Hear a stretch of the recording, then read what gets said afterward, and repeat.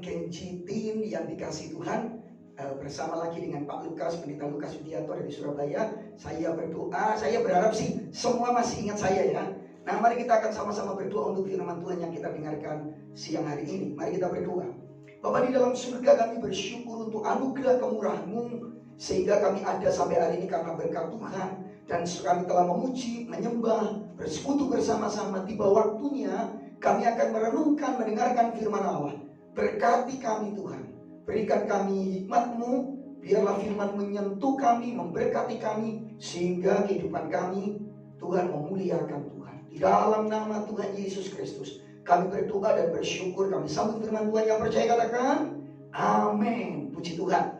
Ya, Kenjitin yang dikasih Tuhan. Salah-salah ini ya. Mari kita buka Alkitab kita 1 Korintus 15 ayat yang ke-33.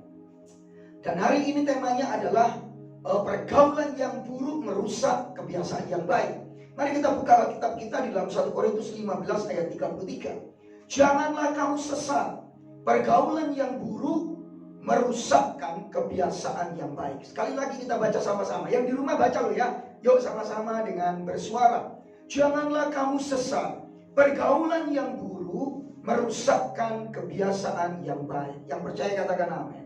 Ya, tidak bisa disangkali kita ini hidup di dalam dunia yang sudah jatuh di dalam dosa.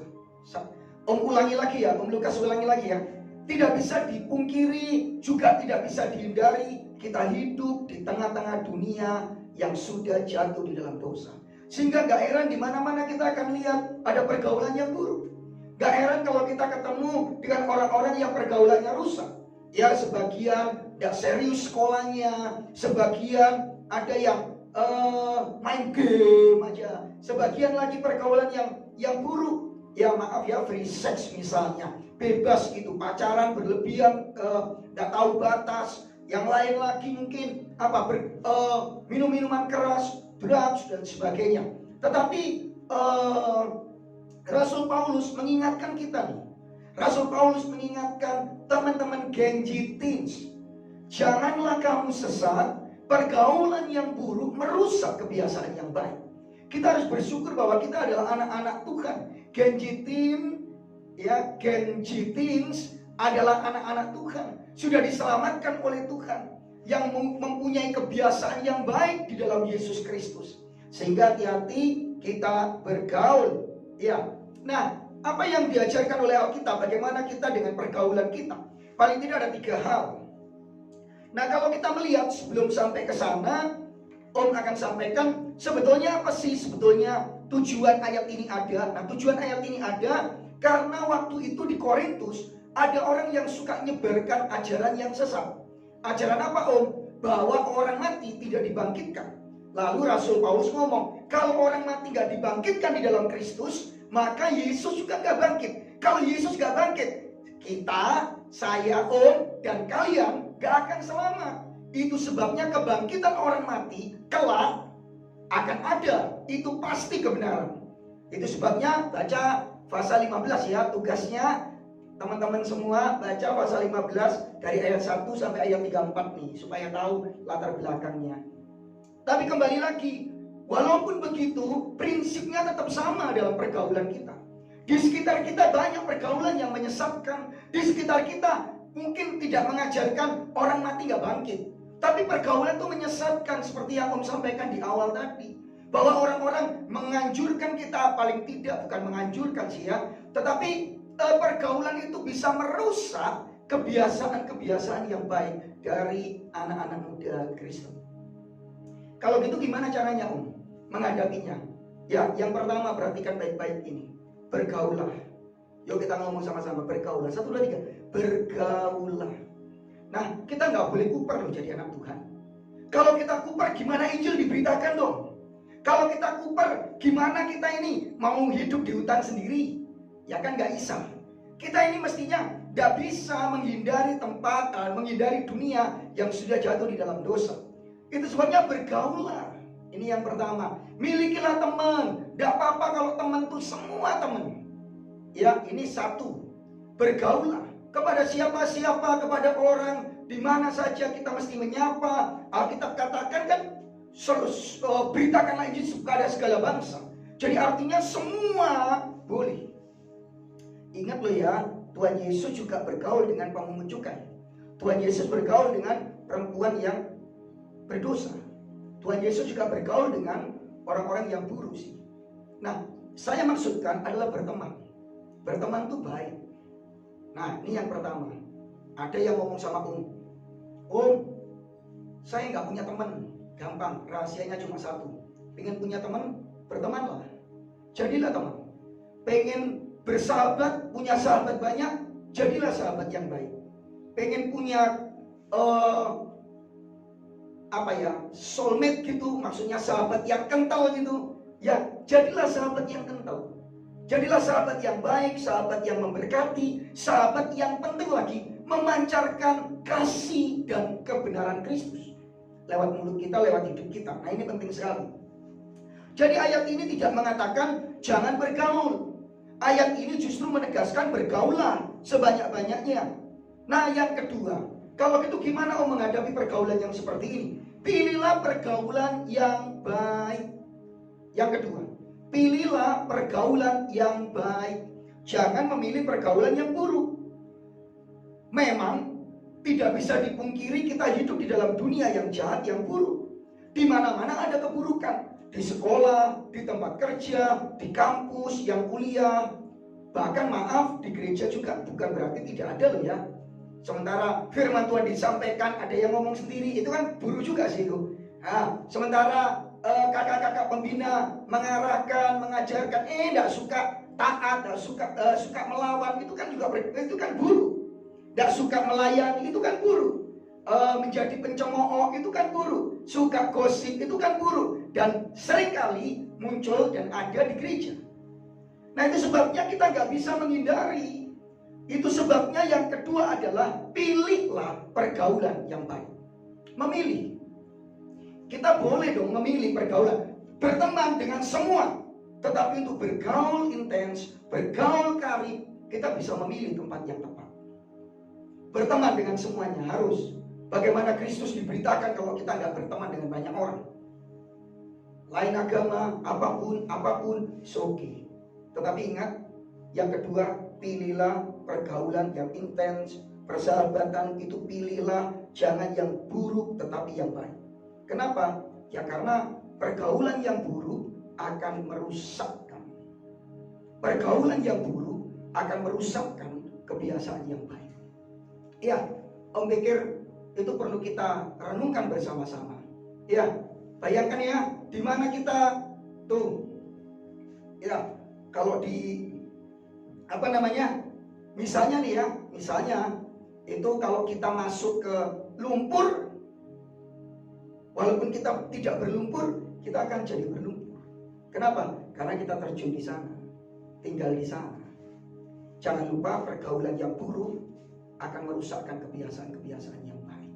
Jadi teman-teman, Genji teens yang dikasih Tuhan, pilihlah pergaulan yang baik. Yang baik itu yang gimana Om? Satu, cari sahabat-sahabat yang di dalam Kristus.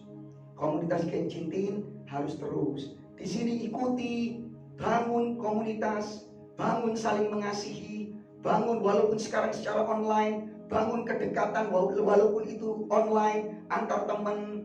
Nah, kalau nanti sudah offline, jangan nggak hadir. Ya, kita turut membangun, bukan cuma memilih, tetapi membangun pergaulan itu. Dan ini yang terakhir. Ya, yang terakhir apa? Yang terakhir berani tampil beda. Ya, berani tampil beda.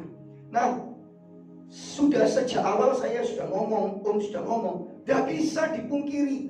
Selalu kita akan menemukan pergaulan yang buruk. Tetapi tugas kita adalah mengubah yang buruk menjadi yang baik. Nah, lihatlah kisah di dalam 1 Korintus 15. Siapa tokohnya? Rasul Paulus. Mengingatkan siapa? Jemaat. Apakah Paulus tidak bergaul dengan jemaat Korintus? Bergaul, malah sangat cukup karib. Kemungkinan besar Paulus pernah ke Korintus. Sebab itu Paulus pengen ke Korintus lagi. Paulus dengan jemaat Korintus itu akrab. Bisa baca pasal 1 sampai pasal 15. Paulus berulang kali ngomong bagaimana kedekatannya, cara penulisan suratnya, memanggilnya, dan sangat personal sekali.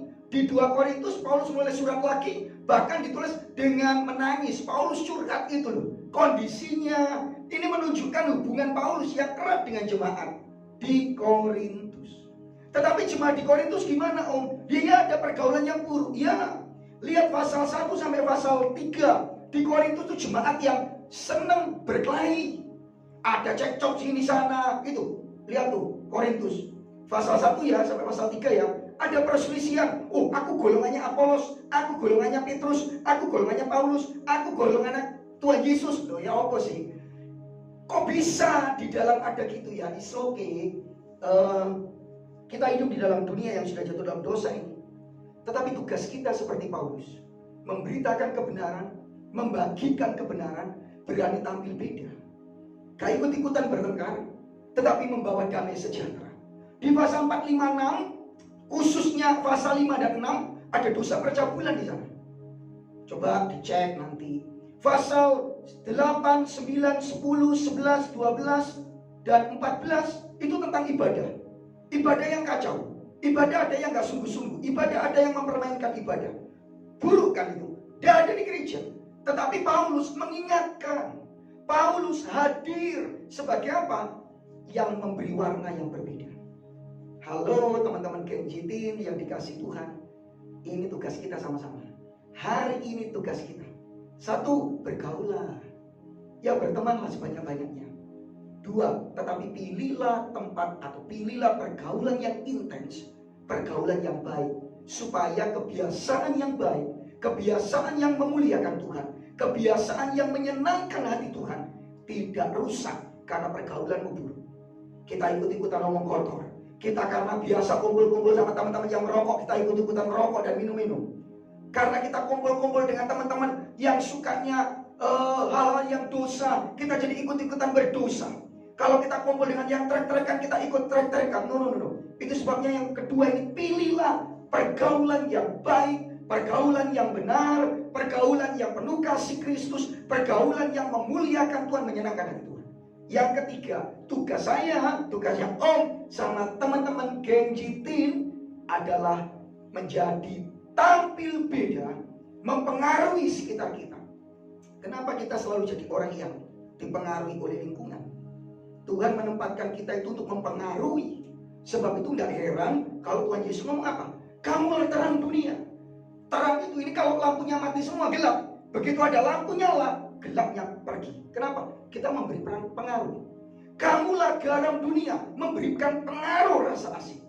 Tugas kita bukan hanya menjaga pergaulan kita, tetapi hadir dalam pergaulan kita sebagai pengaruh Kristus, pengaruh kerajaan Allah di tengah-tengah pergaulan yang buruk ini.